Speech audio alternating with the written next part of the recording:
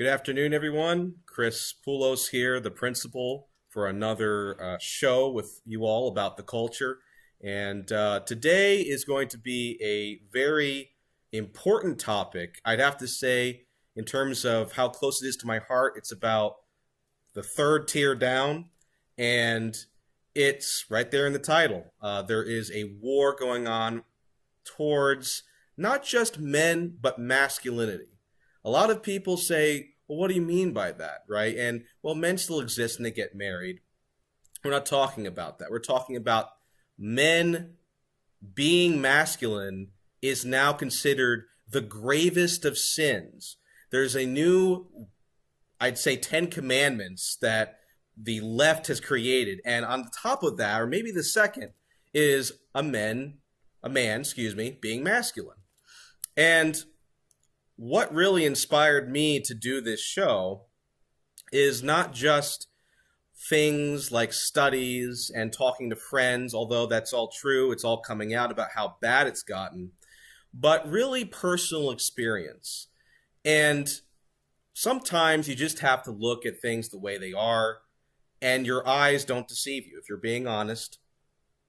As a young lad, I experienced such discouragement in the culture, such, I would say, not just discouragement, but hatred of this idea of a man being masculine. And it still goes on today. It still goes on today in the form of, first, you have just the fact that men are left to sink or swim. You have these cold institutions, very cold public schools, and even now the Boy Scouts are all strange and corrupt. Even in the church, you have disinterested parents. They might be thinking, well, young Johnny's going to get a degree, and as long as he has a little paper to his name, he's a real man, he's a provider. When most people think of men, right, we think of, at least in the West, a bumbling idiot, glutton, probably misogynist. That's the image. A lot of people have Homer Simpson from The Simpsons in their head.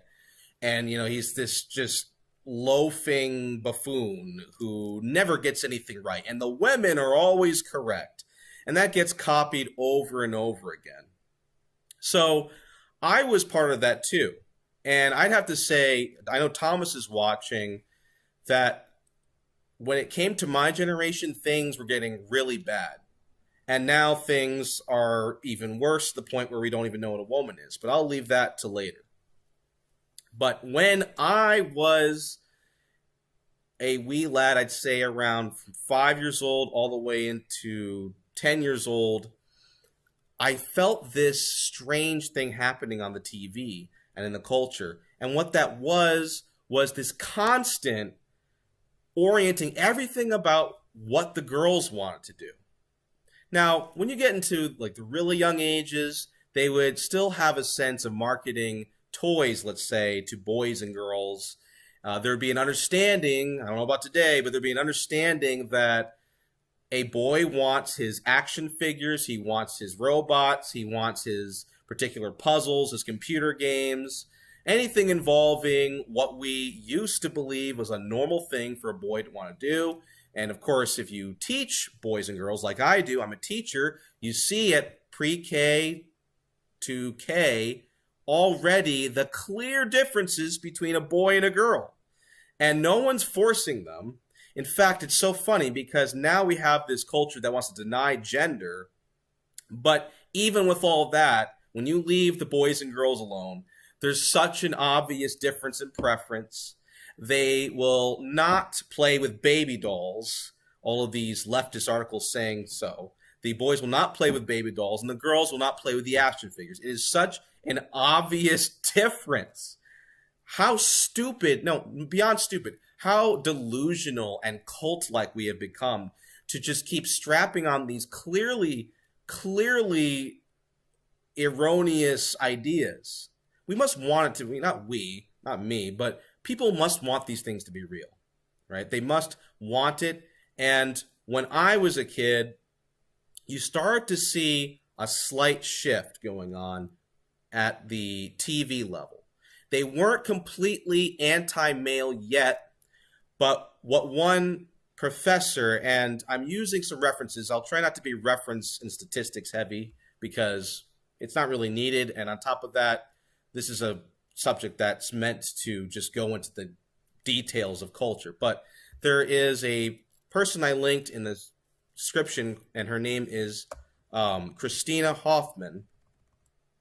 And she basically shows that there was this intentional movement in the 90s where we would always tell girls that they are victims and that they need to be helped because there's so much going against them. They're wounded inside, and those men out there are trying to keep you from what exactly? Well, I guess not being like a man and not being able to have every other job that a man has.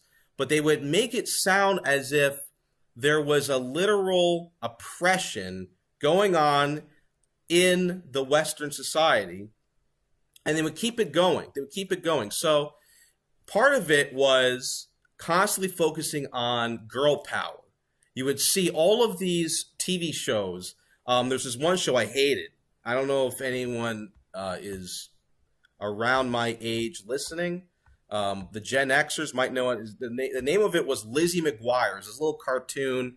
And every episode that I would sometimes curiously watch, waiting for Power Rangers to come on, would be about how poor Lizzie is a victim, or one of her friends is a victim, and she just needs to believe in herself so much, and everything will be fine. And all of the people around this character was intentionally written to look like a complete jerk, or to look like someone who is just waiting to push some girl down and make her feel terrible. And yet all of these fictional stories constantly reinforce this narrative. The girl's down, she's the underdog, and everyone's against her, and there's people that just hate women. And through those fictional stories, mixed with a few bad apples, right? Of course, there's bad apple men, and there's men that are abusive. They would concoct this belief that this is what every boy is doing. And so as I was entering school, I noticed something over time, and I noticed, why does the majority of girls in my class have such an angry, mean disposition? They're so standoffish. And at this point, I was heading into 9th grade. So we're not talking about the natural sexism that boys and girls have, when they're in pre-K to 2nd grade. And that's more like just, well, they know they're different, and boys are boys and girls are girls. And so they just naturally separate because they have different interests. It's not really like this. This was, you walk into class and the girls have their heads down. They try to ignore you, and they might be just angry at you for, and I'm not talking about, I understand girls have, they have fluctuating emotions, but I'm talking about a batting average of 95% of the time, it would be a negative experience. Why? And I had a particular English class in my high school, and English teachers were notorious for being very woke, very feminist. And there was this old lady there, and she would select every literature piece was about victimhood, right? And so it would be about either how women are being kept down, how black people are being kept down, or how the big, bad, robber baron, greedy men at the top are keeping everyone down. Those would be the 3 different kinds of literature. Sometimes she would painfully, agonizingly have to do something that has nothing to do with that, like Ivanhoe, for example. But outside of that, it just seemed like it was always about the men are at fault. At least the masculine men, right? The ambitious men. And the ambitious man is always a monster. The masculine man is always this guy who's licking his lips, waiting to abuse women and abuse poor people. And again, this was literature.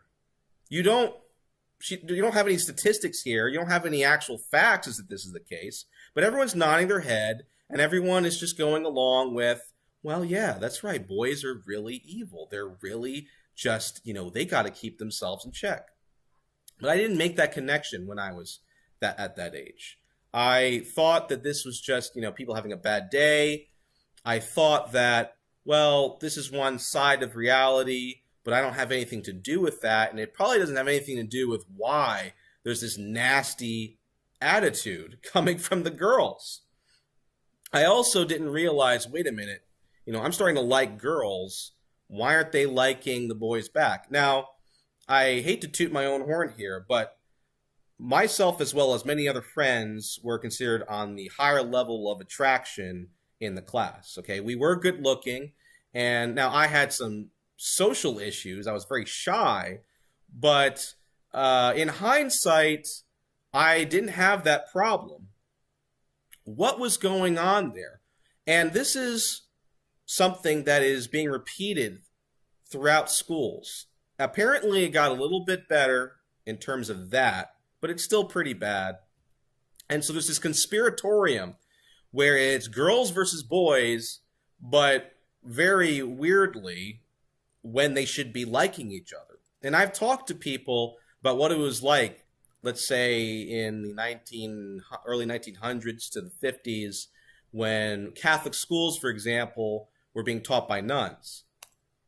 And the nuns would actually, and a lot of people say those nuns were tough, man. If anyone remembers the old Catholic schools, but the nuns would push the boys when they had a prom at a girl to dance with. The nuns would encourage some sort of courtship. And on top of that, during those times, there just wasn't this negative, angry angst coming from the women. So you may wonder, well, okay, so why did they believe this? And this professor I'm referencing, she actually said that this is something that is almost religious. It's a conspiracy theory which is very emotional. It doesn't really have any sort of common sense or consideration for your regular average Joe boy you're sitting next to or man, that it just wants to make it through life, just wants to survive and have a family. And it's also a bit of a bargaining tool. You have these people in college that teach the girls this, and the girls are some of the most privileged people you'll ever meet. A lot of them are middle to upper class. A lot of them may even have gated communities. They have the pick of the roost of men that they could date. They also have all these programs and scholarships just for women. That was another thing that was happening. Scholarships galore. If you're a woman, roll out the red carpet. Please, please believe you're special, right? You have this constant pampering. And it got to such a degree of pampering that now we have more women in colleges than men. We have more women in high-paying jobs than men in terms of the office space. And the only reason why the gender wage gap is still a thing, if it hasn't completely changed over to women being the higher earners, but when they last mentioned it, like when Milo Yiannopoulos mentioned this gender wage gap, men are earning more than women. The only reason for that, when we really looked into the data, was that women were just deciding not to pick certain jobs that were more high paying because it was too stressful. And they also had maternal leave. So you're scratching your head and you're thinking, well, I'm looking around here and it just seems like this is woman's land. There's a magazine called Woman's World, which is for middle-aged women, which is actually a pretty good one. I'm not knocking that. It has a lot of good advice for health and things like that. It's not like the other magazines. But you're looking around and saying, okay, so I'm apparently oppressing the people that have tons of scholarships and everyone loves them and they're just so great. And so there's a disconnect. Now, the disconnect didn't stop there, right? You would walk around the school as a person back in the early 2000s, and you had the bad attitude, and then let's say you had a girl you like. And this would happen to friends of mine. This is not just me griping about my own negative experiences. This is a very common thing. You had this attitude of if a boy advances towards a girl, and the girl doesn't like them, instead of saying, sorry, I'm not interested, they say, oh, you're being creepy. That's so creepy. That's so icky. And you're just a monster waiting to jump out at me to sexually assault me. And the poor teenage lad or college lad would just be embarrassed. She would spread it to all of her friends. Oh, he just didn't approach me correctly. And of course, this is a kid, right? A lot of the times, at least from my generation, and you guys can chip in too, you're not even taught how to approach women anyway, because all that matters is money. So therefore, you're completely in the dark as to any sort of tips and tricks, anything about confidence, anything like that. There's no conversational skills classes, as far as I can tell, still in the public school curriculum. Definitely not on that sort of thing, not that sort of topic. They definitely wouldn't have public speaking for how to talk to a girl. But at the same time, you're supposed to know that you're a big bad monster and that you should know better on how to talk to a girl. And so there's that. So you're being like led into this angry mob. You don't even know why they're angry at you. This must be just a very large version of an angry mob mentality. And now you're thinking to yourself, okay, so I did that wrong, and I don't have anywhere to go about this problem. I can't speak to my parents. The parents are usually way too unconcerned. On top of that, you look around and you have all of these other passions. You're not just passionate about a pretty girl.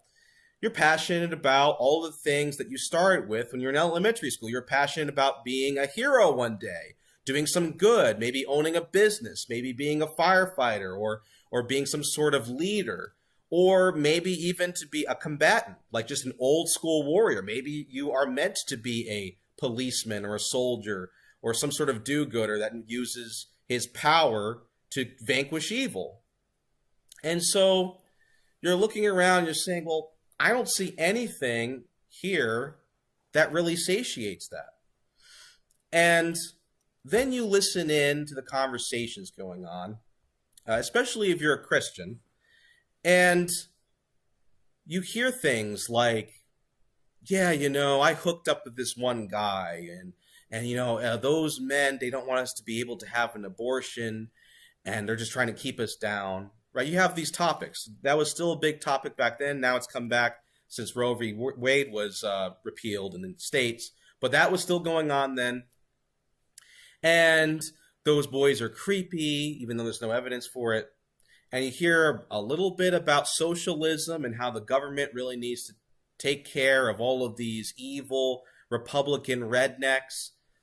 And then you ask yourself, well, my beliefs state that all of these things that they supposedly hate are good for society. It's good to have a nuclear family. It's good to have children. It's good to have guns to protect yourself.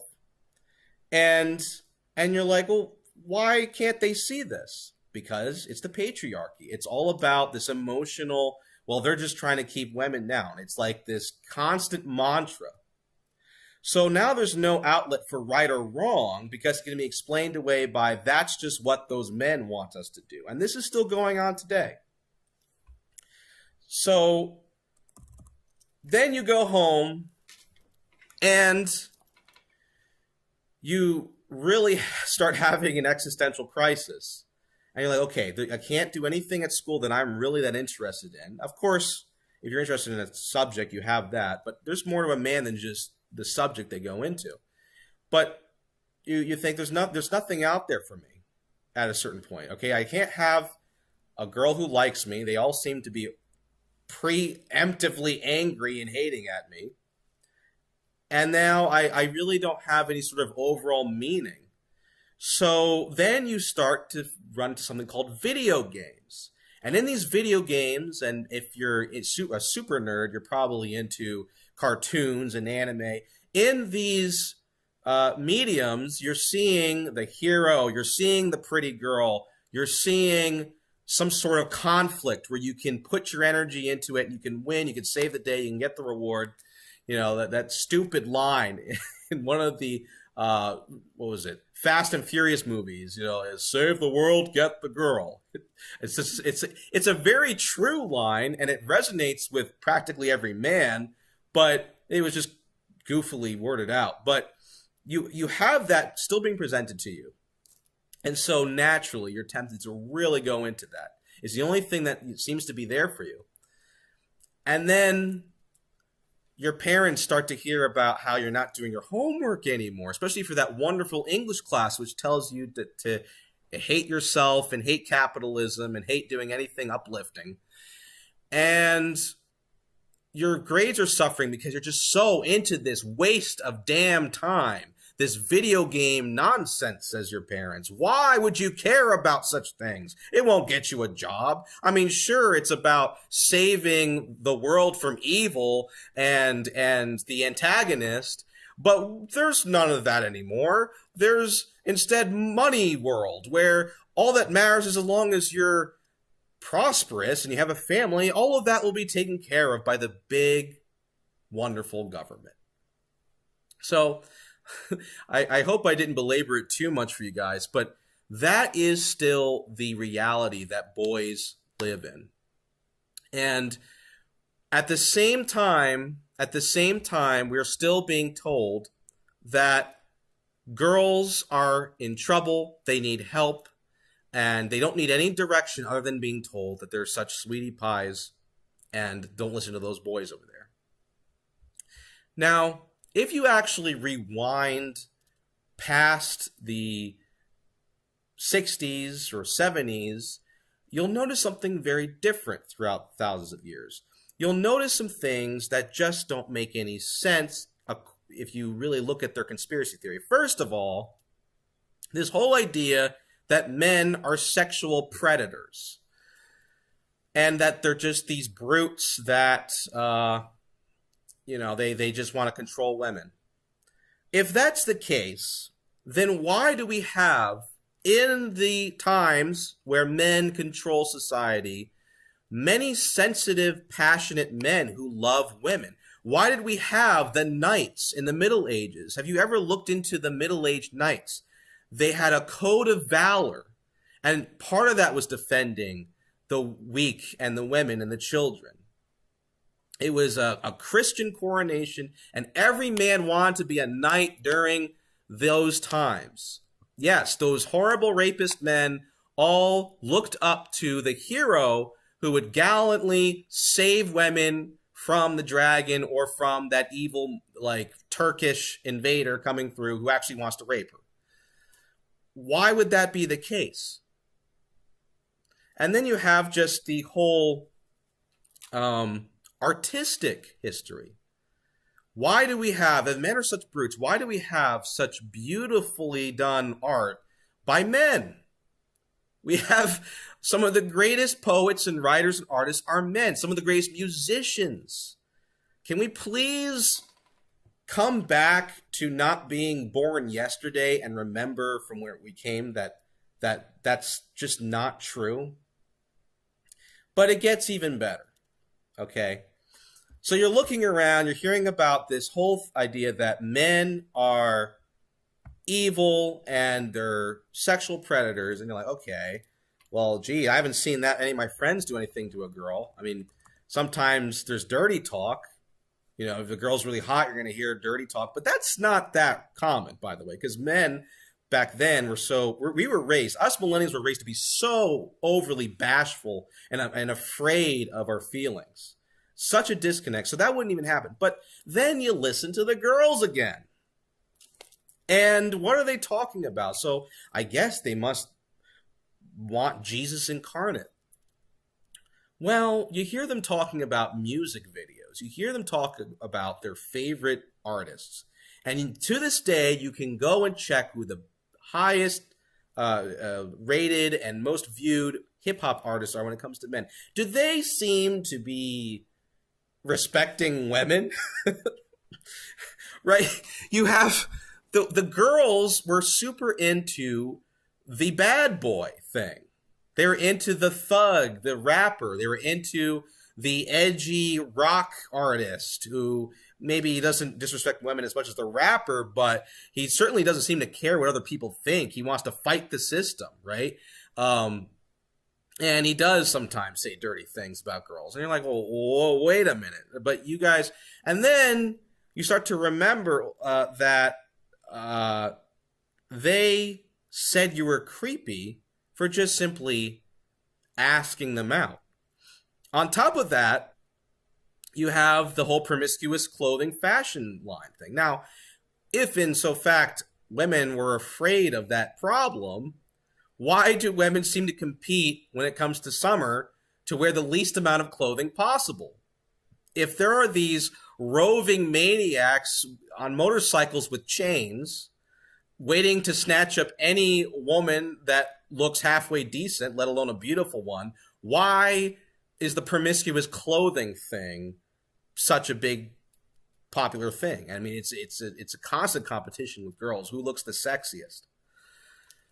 Okay, so and then on top of that, they, okay, so I'll give them a little bit of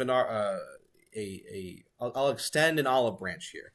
Some of them were into these romance novels, right? You had the romance novel Twilight, and you had a few others where, okay, the guy, he's the perfect man. And he's sensitive, he's strong, he's mysterious, he's intelligent, he's charismatic, but not too charismatic. He's extroverted, but not too extroverted. And, of course, he looks good. And sometimes he even has a, 7-figure bank account. So I'll give them that. Okay, so maybe they just want a very balanced man who's way too perfect, but we'll go with that. So they want this really, they call him the Giga Chad nowadays, the Giga Chad, right? Fabio, all those romance novels. Has anyone ever seen a bookstore with romance novels? And you have the guy, he looks like he's a Greek Olympian god, but he's also a good guy, etc., so forth. They want these men, but at the same time, you look at their behavior, and their behavior is the exact opposite of this heroic, Ubermensch, this god amongst mortals. And so you're like, well, the guy that, would this guy really be interested in you? Would this guy be interested in someone who gossips all the time, just wants to spend all of his money in shopping, has no ideals, has no introspection, doesn't seem to respect anyone that questions her? Why would he even trust that this would be a good bride for him? So there's something, there's a Twilight Zone delusion going on here, even with that. And so I would see that as well. And it's still going on today. There's still these women that say they want one thing, then you find them going for something else, and then, you're still to be blamed, and then you try to be one thing, and then that's not enough, and they're just jumping around here and there, and they're involved, and now it's the cat's completely out of the bag, literally. They're just jumping around from man to man. It just seems like they're completely inconsistent. This is very serious. I'd have to say this is way more serious than the war in Ukraine. This is way more serious than most political topics combined. And yet we all look away from it. And I think part of the reason why we look away from it is because we want to look away from ourselves. We want to look away from the great damage that the culture has done to the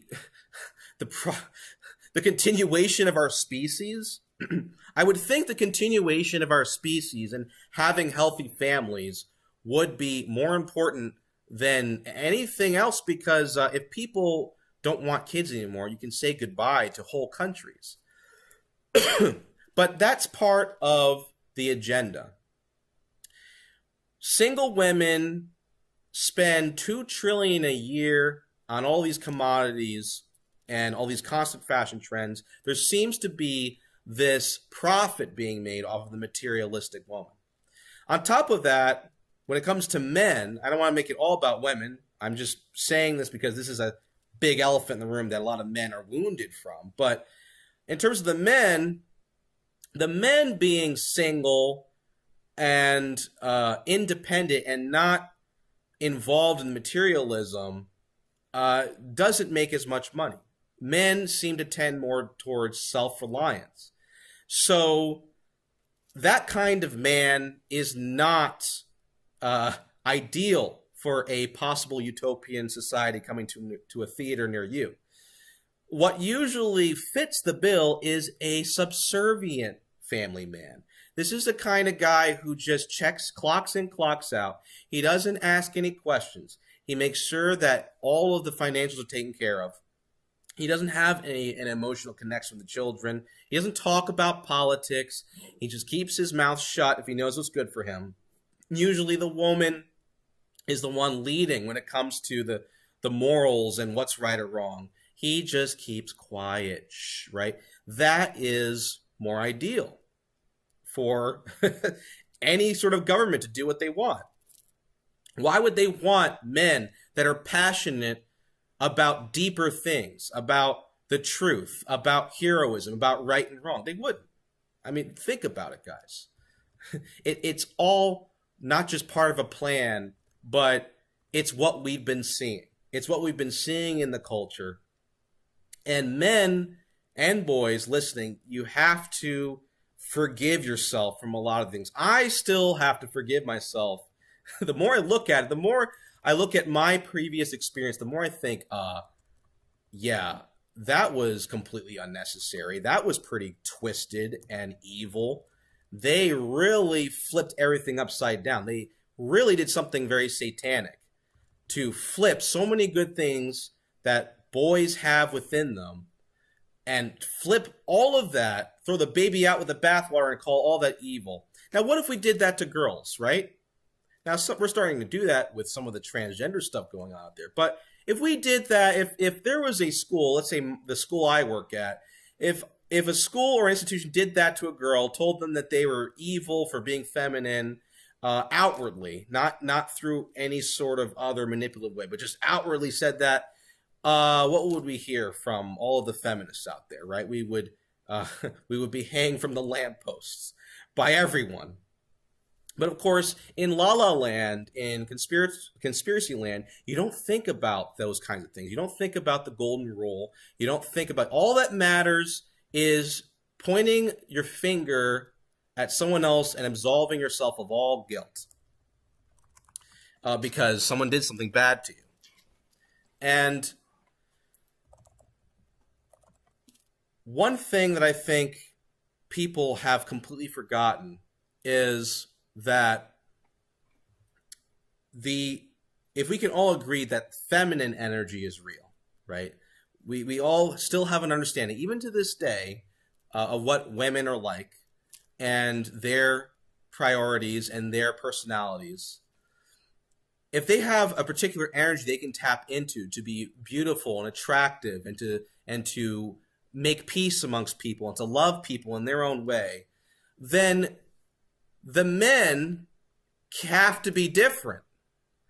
The men have to create good in their own way. It just seems to make sense. Look at the animal kingdom. Okay, now animals in the animal kingdom, the mammals are a lot more similar, male, female, than humans are, but you still see it happen, right? There's clearly the female with her hormones. They do not take care of the same things as the male does. So why is this so hard for us to grasp? Because we're forcing ourselves. We're forcing ourselves into this great evil. And why not, instead of constantly harassing the boys who are playing their video games or maybe younger, playing cowboys and Indians, why not see that perhaps this is the person who will save my life from a very, very horrible situation? Perhaps this is the brave person who will write the next Constitution or stand up in the crowd to be the next abolitionist for slavery. All of these leftists seem to still acknowledge it. They just don't want to completely, right? They will fall back on men that have those qualities, just the ones that forward the agenda that they love. But so you see the manipulation here. You also see it in the things I mentioned before. These feminists are complete hypocrites. And it's like their subconscious, it comes up in a state, you're like, wait a minute now. Now you said that you don't want any sort of nasty men around you, and then this, and then that, and then, well, you know, that's just because I'm empowering myself as a woman. So these are excuses. These are the typical rationalization that a bad person, an immoral person does when they're getting caught. And that's another problem. We can't call out immorality anymore because it hides behind these labels. Well, you know, that's what women do, or that's what communists do, or that's not true justice. Okay, I don't care how much these social justice people say, just you got to ignore them. We've got to start upping the ante. We have to attack this whole warped understanding of justice. And part of that, I think the first step is to reclaim our masculinity. When I was young, my grandma saw that I was very shy. And she saw at a fair, there was a karate demonstration, right? And so eventually she convinced my mom and dad to take me to karate. And in karate, it's a miniature boot camp for kids. It's like you get a little bit of a taste of what it would be like to join the army. They push you.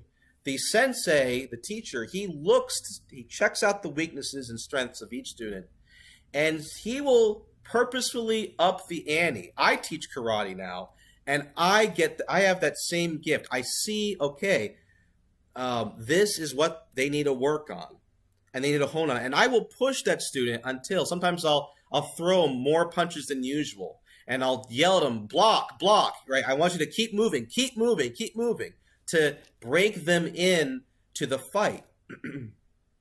And you better believe, if you want to get anywhere in karate, you have to believe you can kick that other person's butt so hard that they'll regret it 2 years from now. You have to have this aggression about you, even if you're defending yourself. And that's why it's so hard to teach the girls, you know. The girls, I have to give them like scenarios in their head where it kind of triggers their fight or flight. It's a lot more difficult. With the boys, you know what to do, boys. You know, you have to think of just you're that hero, you're Batman, you're that anime character, whatever you are. Channel that, put it into your moves. And there's a lot of masculine power in martial arts, especially if you get into the adult martial arts. And yet, what happens? Why do parents bring their kids to martial arts so much? The people coming out of these classes, especially the boys, they're the most gentlemanly gentlemen. It's like there's a peace about them. Well, why could that be? Shouldn't it be that once they had a taste of blood and they could beat someone up, they should be roaming around the streets? And no, there's a complete disconnect with how masculine power and virtue works.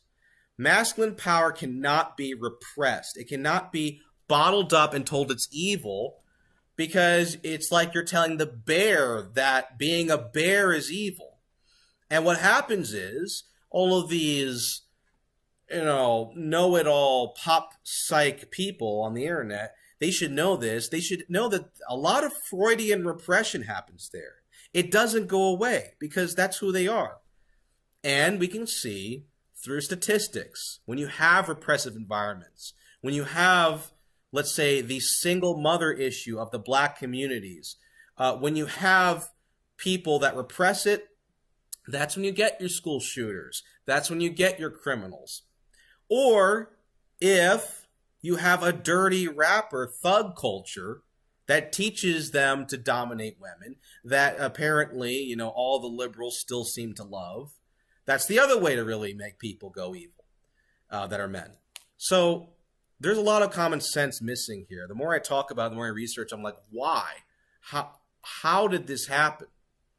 it seems very intentional because this is not rocket science. This is just something that's very deep. Another thing that's going on in terms of the intellectual area, boys tend to aim towards facts.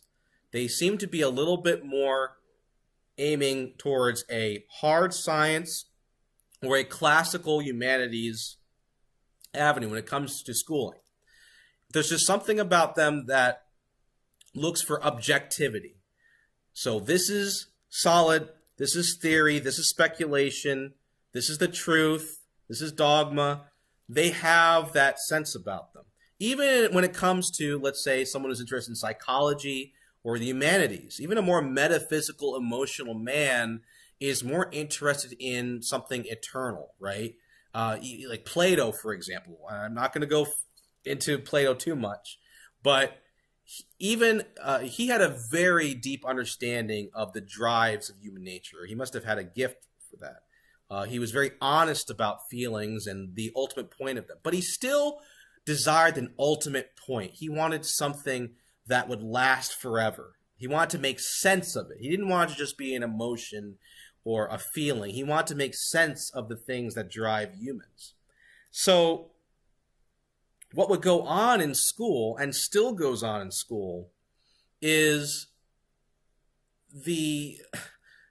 unless you are a pre-med, any sort of truth when it comes to anything outside of, let's say, the trendy jobs to get, pre-med, lawyer, whatever, would be completely downplayed and dismissed as patriarchy.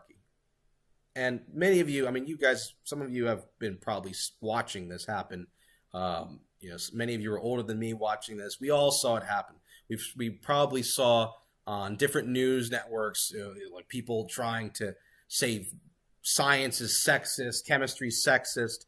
My dad, he's a chemist, he's saying it in CNN News. Now that is also another form of emasculation, right? It's one thing to cut off boys from a heroic, romantic side of them that involves girls and all of that, but to cut them off from wanting the truth, that is a whole nother level of evil entirely. And so you have truth being dismissed as sexist. Then I would try to find, let's say, from time to time, I'd think, well, are there girls that think like me a little bit? Like they have some sense of truth? And there would be some pseudo-intellectual and intellectual girls. There were very bright women. Do not get me wrong, I'm not saying that women are, dumb as rocks. Apparently, women are on more average, above average intelligence, but men have more outliers. So there are more, as there's a saying, there's more male geniuses, there's more male idiots, and then women are closer to the middle. But there's outliers, there's brilliant women. But there was something wrong even with that. And this is why dating today is very hard for men like me. For someone that wants someone that's a little bit on their level and they can talk about the things you're interested in. And you may talk to them and see what they're about. And you'll notice that even the intellectual things that they were into was very corporate and trendy, right? So you would have, the goth girls and the emo girls, like, okay, they look like they're interesting people. You go up to them. Now, if it isn't an aesthetic, it would be some sort of nihilistic thing that is currently popular, okay? It's currently popular to think this way. And then you're just like, well, I disagree with what you're saying. And then they get really upset. Well, I don't care what you think. This is what I believe personally. So there's no give or take. Even if that woman is smart, there's no give or take in the conversation. There's a narcissism in many intellectual women. They just don't want to be wrong. And they don't want to be challenged. And I think they still should be challenged. But that was a problem there. Then you would have, let's say, artistic things. And so and I am an artistic person, okay? I am a humanities guy. I like my fantasy. I like my sci-fi. I like art. I like creativity of all kinds. I like romance. I have that sensitive side to me. And there are other guys, a lot more than I think we'd like to believe. There's a lot of men out there that may have that side of them that's very passionate. That doesn't involve being a stereotypical, corporate guy who just money, figures, Donald Trump, or doesn't, whatever that stereotype is that the feminists push. There are plenty of men that have that within them. But how can you go anywhere with that that brings anything real to the table if you can't have a conversation with someone? If it's all about, well, this is what the current thing is. So there was this problem where girls, I know that they tend towards more collective thinking, but they had no original thoughts going through their heads when it came to the matters of the soul and their feelings. It wasn't being shown, at least. It was buried somewhere underneath all of this fog. And you look at the programming. You look at the programming that girls are into. It is utter garbage. It is utter garbage. Yes, it is far worse than what programming for men is about. It is about sex. It is about materialism. And I don't care how many people say that's just the way it is. I know what the Lord says about that stuff, and I know what just makes them unhappy. And there's clearly something wrong with what is being marketed to women. It is evil what they are doing. Now, it's not to say that girls have to be just like men. I don't want to jump to that extreme, but I am saying that we're human beings. There should be some humility. There should be a respect for the truth. We all have souls, and I believe that we're all being judged. We need to go back to that basics. But that's what you would encounter. All right, so all of this is happening. And it went into college. It continued getting worse. You'd have the hookup culture, just more hypocrisy from these girls that supposedly hate bad boys. I would literally see it happen. And at that point in college, I really started waking up to this absolute nonsense. But another big problem was people were passing it off as a phase. And I think that's something that really added to the whole problem. People have bad days. People have phases. But when someone holds on to an ideology, that is extremely dangerous. There is an ideology of feminism. And even if, let's say, there are some girls that emotionally actually feel like they're being liberated, there are plenty of them that are forcing it. I do not think that this is female hormones gone amok. We just have an overly emotional and upset group of women. It is now coming out. The damning truth is coming out about what's going on, and it's that women are forcing themselves into something very unnatural.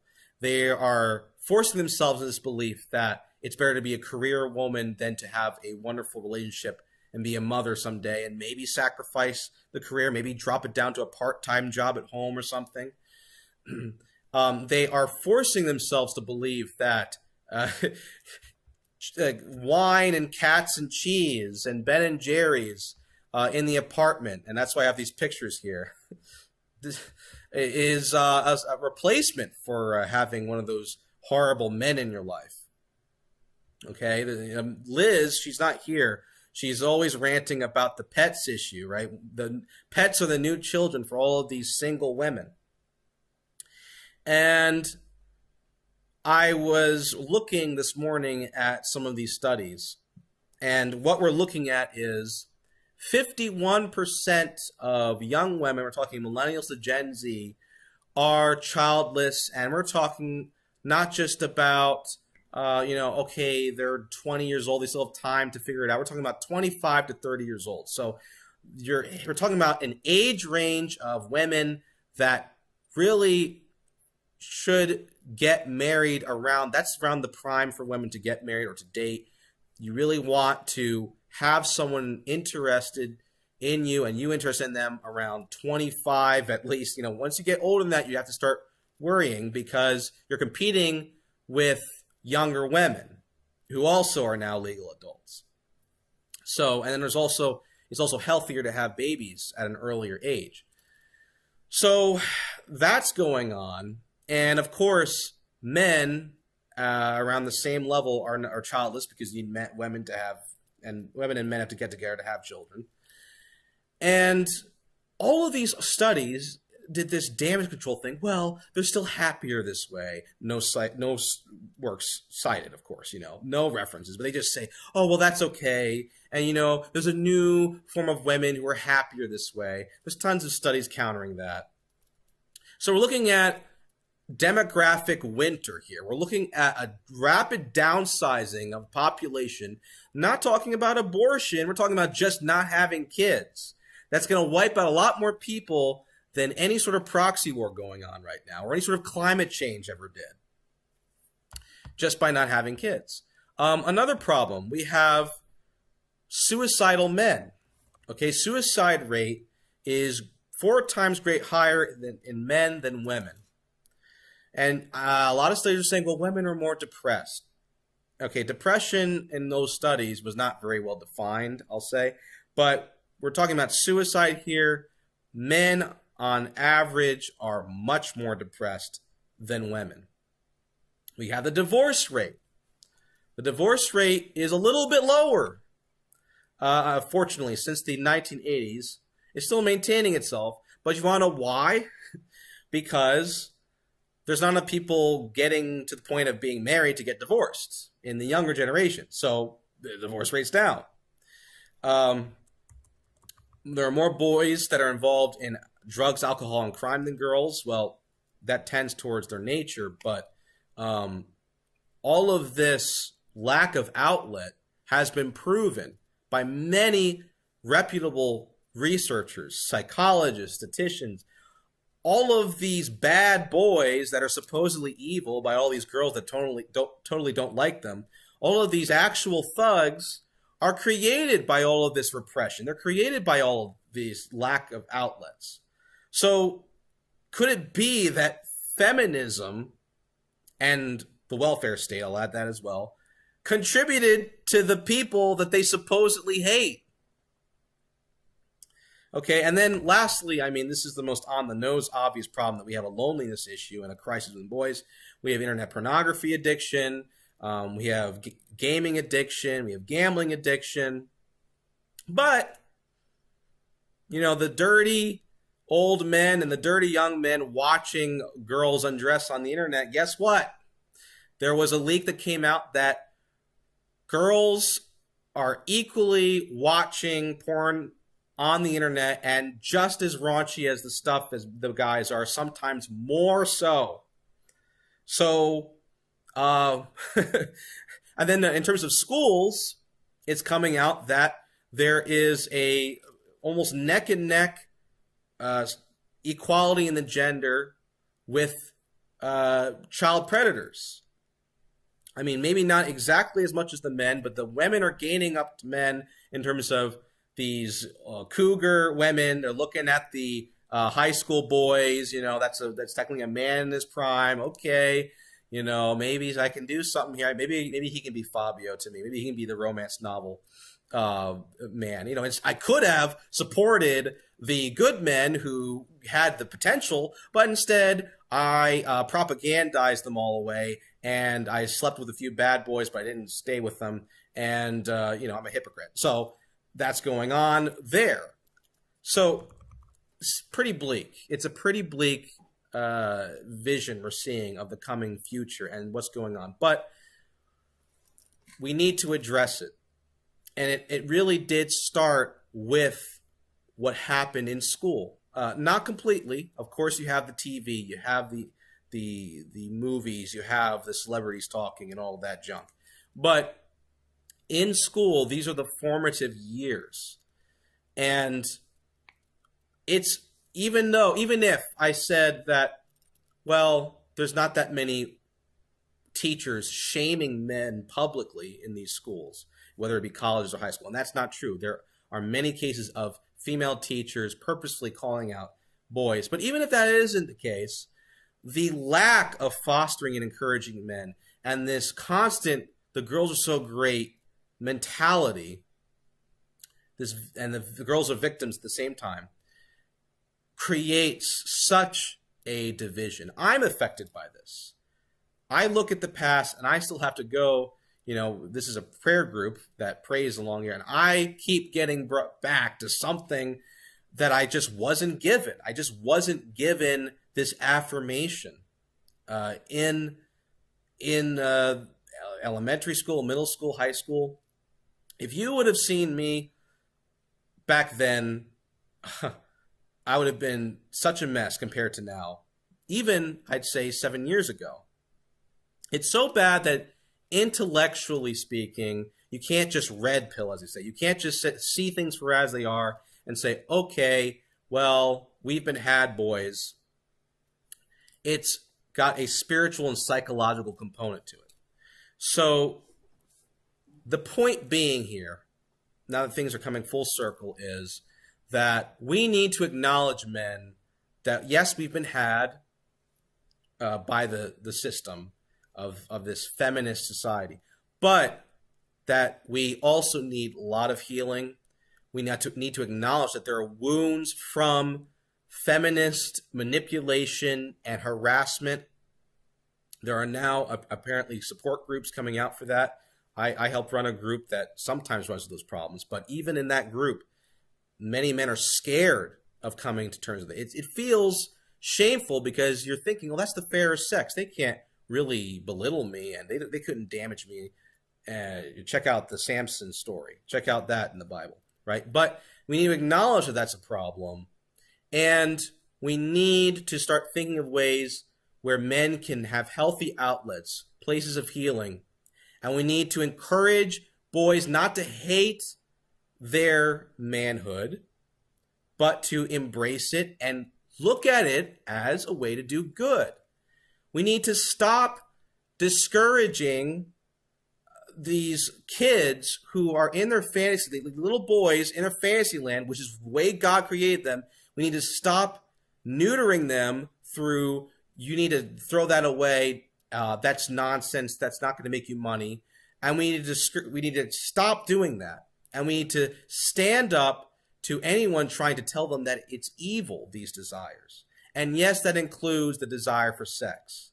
Let's be real. Like, all of these strange people in their strange cult-like mentalities, whether they be feminists or just people that believe in, just get through school and get money, don't come in contact with that manhood. All of these compromised men, at the end of the day, at some point in their life, they were just like that. And they probably were like that in college. They probably did believe in the masculine confidence and assertive nature. And then they probably sold it all away, like Judas did for the 20 pieces of silver. But don't listen to them. These people are full of it. I see right through them. You should see right through them. And we need to start pushing against that and encouraging the young men of today. So that's it. Any questions, any comments? Thank you, Jay and Thomas, for coming out and supporting the show. And Jay sees it as well. Boys were definitely ignored. Thank you, Jay, for writing that out. And I will talk to you guys later. And if you have any suggestions, if you want me to talk more about this in greater detail in a different way, you can type it out in the comment when this video is fully uploaded. And in this description, there is a much more lengthy statistical facts-based case on a podcast that I used. There's also even a book, The War Against Boys. It goes into great detail. So I'm not just ranting my Rush Limbaugh head off over here. This is very much backed up. And if there's anything that isn't backed up, it's the feminist nonsense and fake studies that they put out in the 90s. So without further ado, take care. God bless. And for those listening in the prayer group, I'll be leading the rosary in a few minutes. So thank you for listening.